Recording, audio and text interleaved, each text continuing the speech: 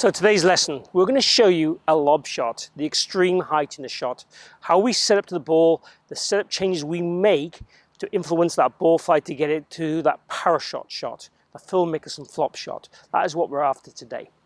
So we're going to go through to you step-by-step process in which you should take in order to take this shot on. Warning, it does come at high risk. Occasionally you're going to hit one that goes a few feet and occasionally you're going to hit one that goes flying through the green. But following these guidelines, these processes will try and ensure you have the best opportunity to being successful at this shot.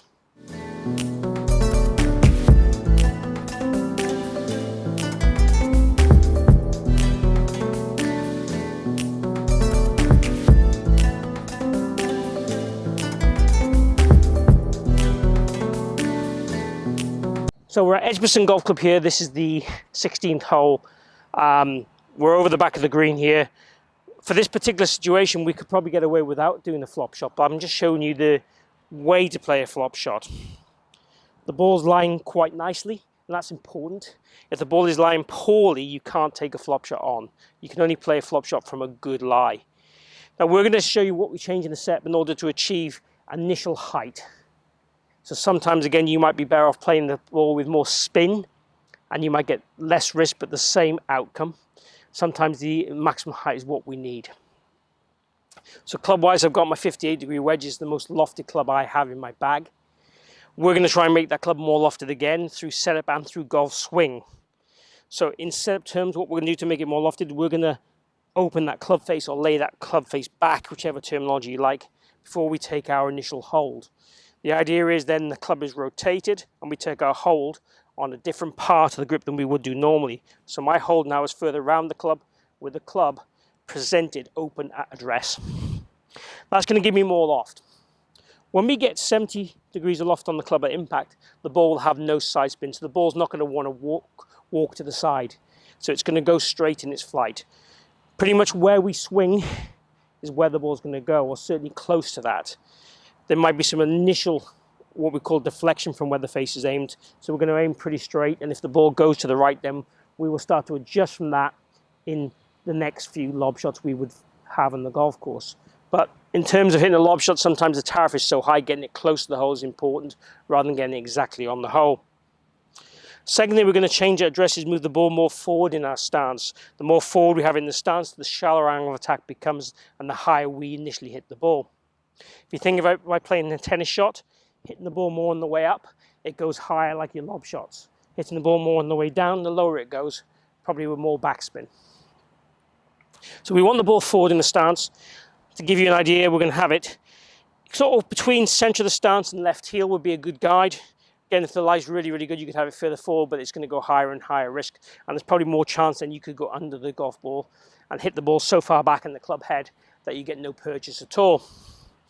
We're going to go for a wider stance. Again, a wider stance lowers our center of gravity. That helps us create more of what we call a U-shaped swing, a scoopy swing, and it helps shallow that angle of attack. We're going to put our weight pretty even, but again, if the lie was good enough, we could probably favor the right side ever so slightly. But again, the ball forward, weight favoring right side, wide stance, you're bringing in the thin shot into more and more of its elements then to be produced. So be careful we don't overdo things. So we want to have posturally the spine sitting back a little bit. Again, this again helps us have this kind of flatter swing. And the flatter swing is going to help us create that more overtaking effect through the golf ball, which is what we want. We want this club head to feel like it's overtaking and accelerating the hands to the impact area. This gives us maximum speed to get maximum height, also make the ball stop quickly, but also presents the most loft to the ball at impact, which is what we're after. So process-wise, we're going to open the club face first, point that to the right of the target, then take our grip. We're then going to have a wide stance, ball forward, slightly more squatted posture, slightly more leaning back, and the swing itself, we're going to feel we get this overtaking element through the golf ball. Be very, very settled with the feet. Feel they don't move too much. If it helps you, flare both feet out more, give you more of that planted look. And almost try and hit the ground either at the same time as the ball or just before the ball.